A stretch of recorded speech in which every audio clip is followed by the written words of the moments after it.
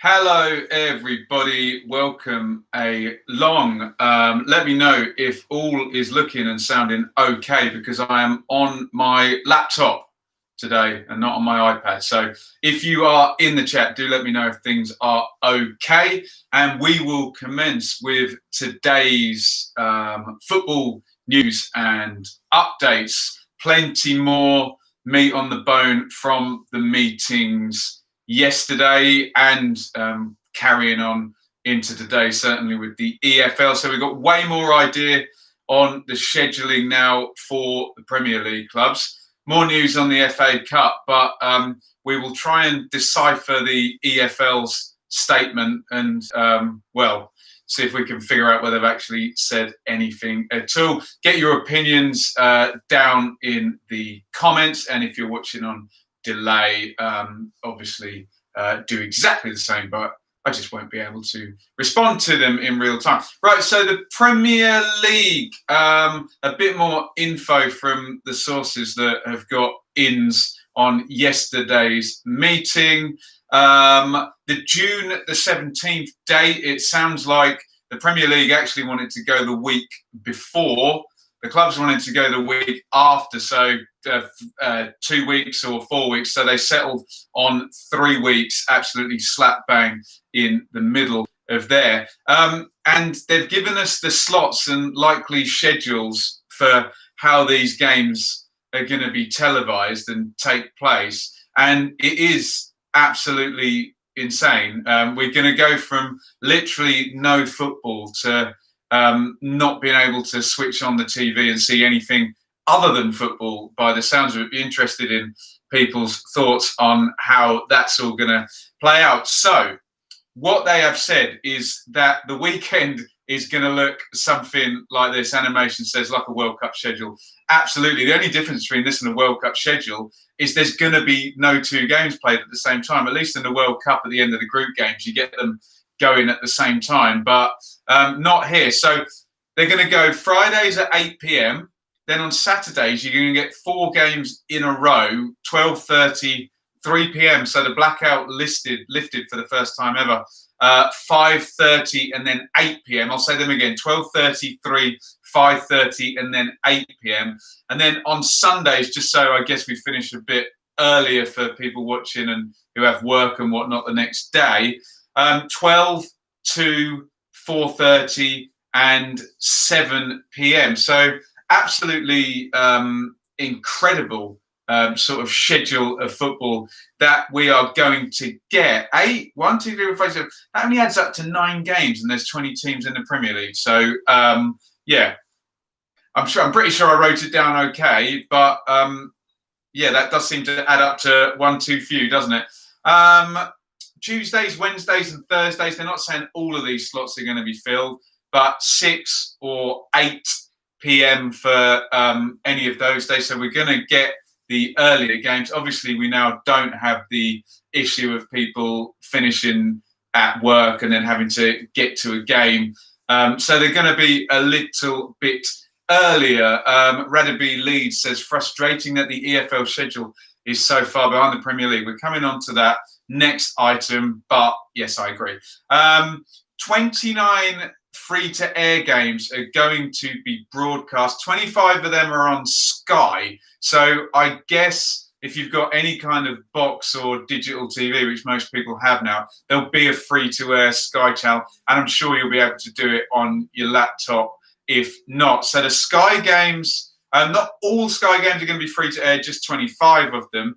4 of them on the BBC, apparently the first time since 1988 that there's going to be top flight games on BBC. I can remember long enough when they did have the big match on ITV, which would have been a year later. I think they even did the Sunday afternoon games like they do on the Super Sundays on Sky now. You're going to get every single game on either Sky, BT, Amazon, and BBC. Obviously, the rights holders get all of those. Wolf Gratz says, what about the EFL? Yeah, we're coming up to that, Wolf Gratz, in just a second. Why are they taking so long for League One? Yes, we'll come on to that in just a second. We've spoken about League One being the biggest hodgepodge in terms of club sizes and interests, and that is going to be my answer when we do come on to that. £330 million is what is going to be rebated to the rights holders. So I don't know. So take a Norwich or an Aston Villa who are in the relegation zone, and I, for one, am very quick to say, oh, 100 million quid TV money. Probably not this year. And if they go down, they're certainly going to be paying some of this back. The sticking point for this amount is who pays what, in terms of the bigger clubs maybe paying more because they get more, and when is it repaid? Obviously, the Premier League clubs are going to want to pay as little back as possible over as long a period as possible. That's going to be, it's like any negotiation, isn't it? One person wants one thing and the other wants the other, and you meet it somewhere in the middle. Connor says, nice shutters. Actually, came with the house. Ewan says, do you think the Premier League will vote to continue? Yes, I do. And I think all of this is going to help them reach that decision. They're still talking about neutral grounds. James asked about the Championship. We're coming on to that in just a jiffy. Neutral grounds are still being discussed for, quote, high-risk games. A high-risk game is either a derby game where you've got two teams from the same city, or a game with a lot riding on it, i.e., maybe Liverpool winning the title, or a team getting into say Sheffield United, we're going to get to the Champions League. That would be a high-risk game, or a game where a team goes down. Any idea where people can congregate? That's what they're trying to avoid, to not stretch the police and, as Gary Neville said, block up routes with, say, celebrating Liverpool fans, routes to hospitals and things of that nature. I have been banging the drum a lot to say, look, give football fans a bit more respect for their intelligence and, trust them a bit more. But I have to say that through all of this, people following instructions hasn't really worked, has it? We've seen plenty of people ignoring social distancing. We've seen people gathering on beaches and in parks as soon as they've got the chance. So maybe that's going to be the police's argument. Well, this crisis has proven that people really are actually incapable of following instructions, and you will get crowds behind that. I've always argued, oh, come on, football fans won't do that. Tell them not to, threaten them with arrest if they do. But I can see their argument given some of the scenes that we have seen. What's your thoughts on Ipswich? Resigned to points per game or hoping the games will be played? We'll do League One in a second. I don't think Ipswich will be affected by whatever decision. I think they're going to be slap bang in the middle and in League One again next season. So get your thoughts in if you're watching on delay on any of that stuff, because the Premier League will inevitably lead what then happens in the Championship, and well, whether we get anything else beneath that is a different matter. The FA Cup is going to be fitted into all of that, and we know exactly when. Quarterfinals on 27th and 28th of June. So let me do some quick maths. That would be like during the third game week back. And those games are Leicester v Chelsea, Newcastle, Man City, Sheffield United, Arsenal, Norwich, Man United. Kind of convenient for the FA that they're all Premier League teams who are already testing, already back. That will have surely have meant that the FA can go into a nice early slot with that. Being contact training has resumed and testing is all happening. Semi-finals, 18th, 19th of July. Remember, the Premier League will finish a week after that. And the final will be on the 1st of August. Maybe it gets some gravitas back. It will likely be the last game domestically of the season. So that's when the FA Cup will happen. Right. After a load of clarity from the Premier League, let's get to the exact opposite and the EFL, because they've come back with a statement. Remember, for a lot of this, I was saying, look, the EFL are actually leading the way. They're being more clear than the Premier League are. That has now reversed, hasn't it? The Premier League are now being much clearer than the EFL. And I think that is because we're talking 3 leagues, and one league in particular is holding everything up. Championship seems fairly clear. The statement will say that. League 2 seems fairly clear. League 1 in the middle. Absolute car crash, train wreck whatever you want to call it. So let's have a look at the EFL statement. While you're listening, if you don't mind hitting that like button, apparently that helps the algorithms greatly.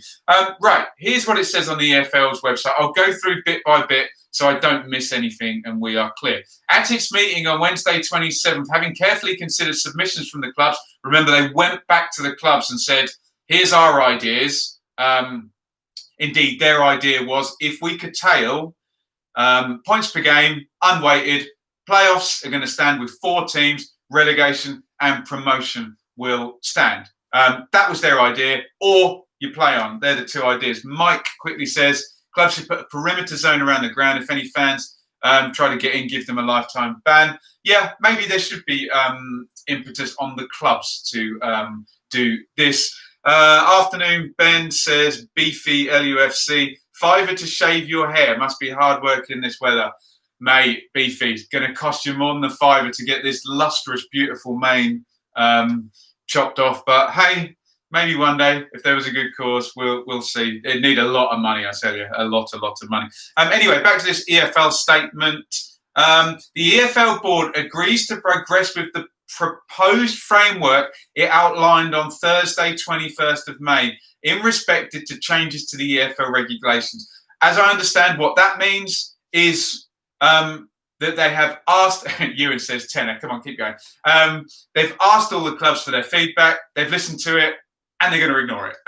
None of the ideas were good. Remember, particularly Tranmere, and we had all sorts of margin for error, they were calling it, over a 3-year historical period. It did look very convoluted, very complex. And as with most suggestions that have come for clubs, it benefited the club that suggested it. So remember, to change regulations, they need to vote. They have done as much to say as that it's, you know, the Championship clubs will vote on Championship, League One, so it's not going to be the whole 71. Okay, moving on. At the same time as advising on its proposed approach last week, the board had asked clubs to give it appropriate consideration and provide any feedback. Again, sounds like they've ignored it, but communications were submitted from clubs across all divisions, and those proposals, some of which have been made available public, Tranmere, Peterborough, etc., suggested how the framework in the event the season has ended prematurely could alternatively work. Yes, okay, we'll get that, fine. The board has to date been consistent in its approach that playing out the remainder of season 19-20 when it is safe to do so is the preferred position. Fine, that has been the likely thing.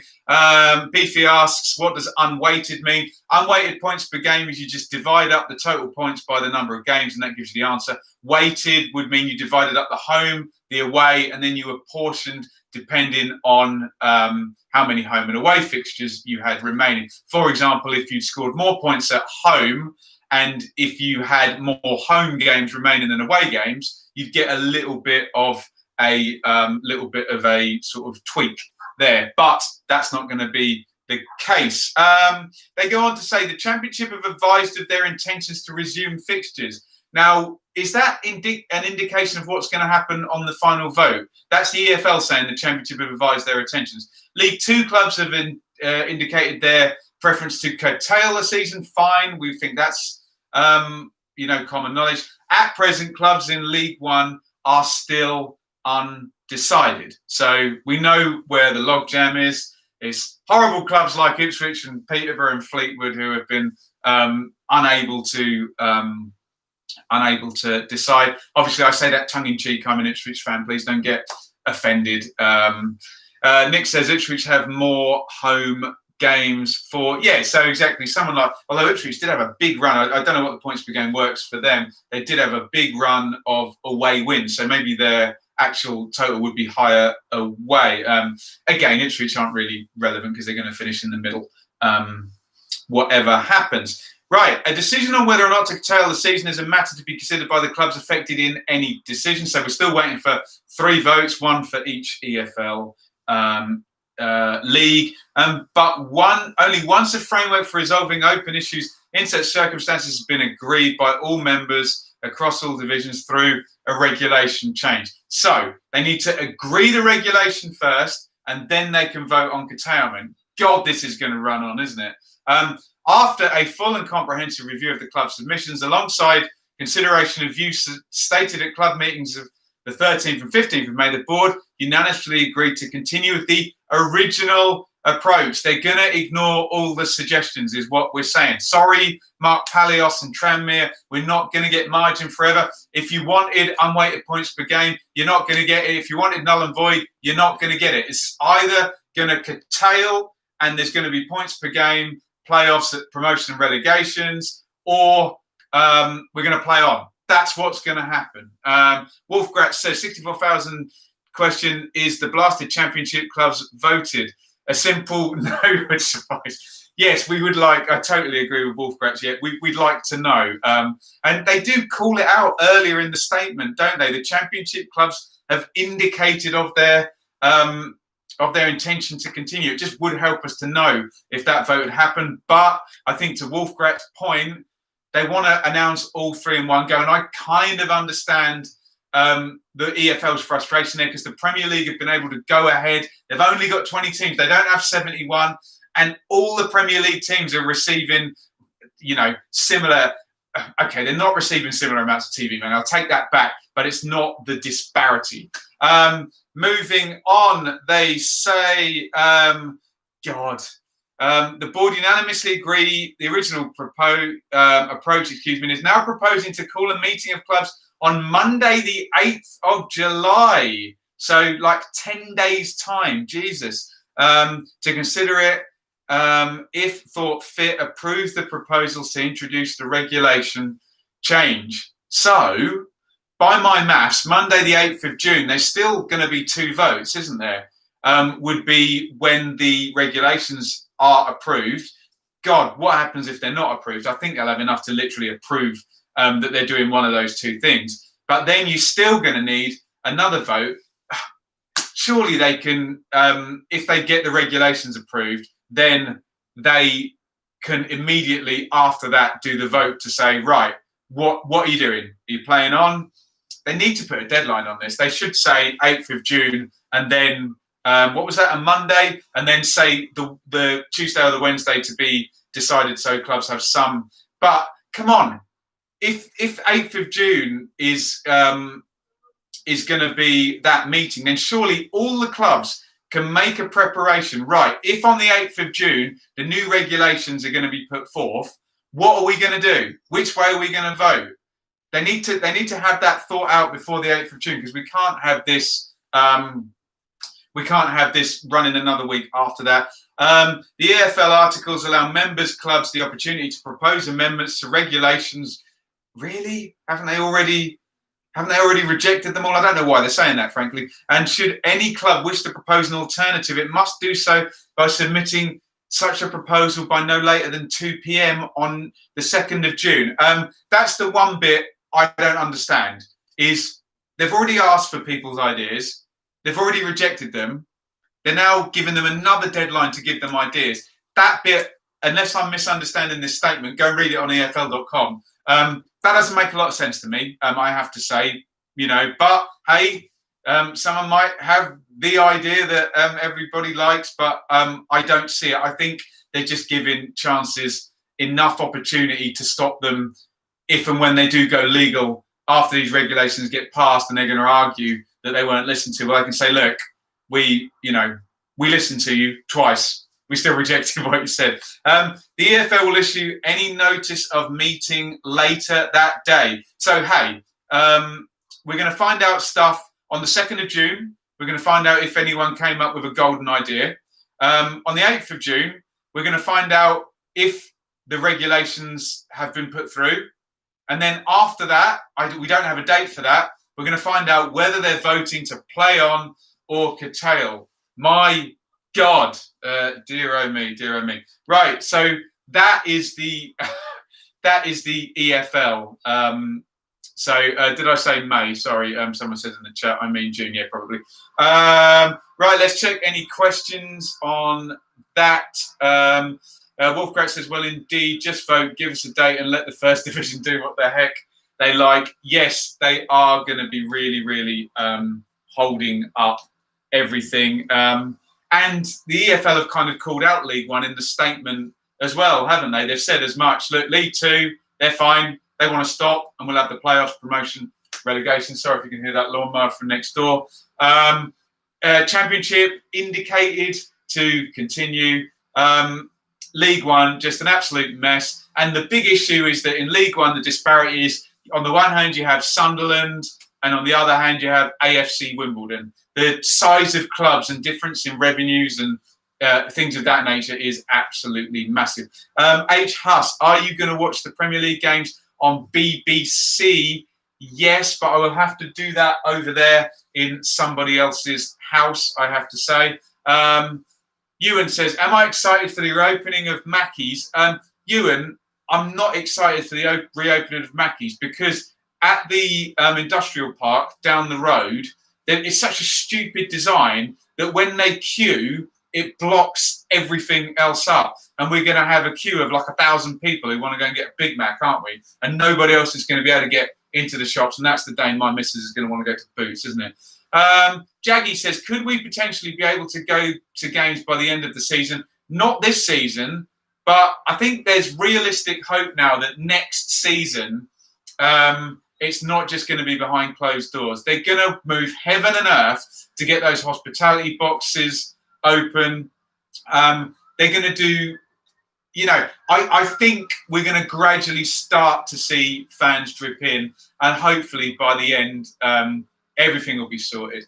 David says they're leaving the timetable very tight if they decide after the 8th of June when a game's starting in the Premier League. Yeah, I totally agree. They are leaving this very, very tight. And the Premier League, or are they? Because if you think about it, if the Premier League run to their schedule, FA Cup will be done by August the 1st. I'm sure then the Champions League will be done by the end of August, etc. So have the Championship kind of got until the end of August, really. So there you go. H. Huss, there would have been riots in Leeds if the Football League decided to void the Championship. Look, there's going to be riots in a lot of towns if they null and void. Fortunately, that is not on the table in either the Premier League or the EFL. We are voting for a curtailment, points per game, promotions, relegations, or playing on. Kevin says, I thought the Premier League had more games left than the Championship, and yet Premier League and Championship both have 9 games left. Premier League, actual game for game, because of the 24 teams in the playoffs, the Championship will likely have more games. I haven't done the maths. But in terms of game weekends, then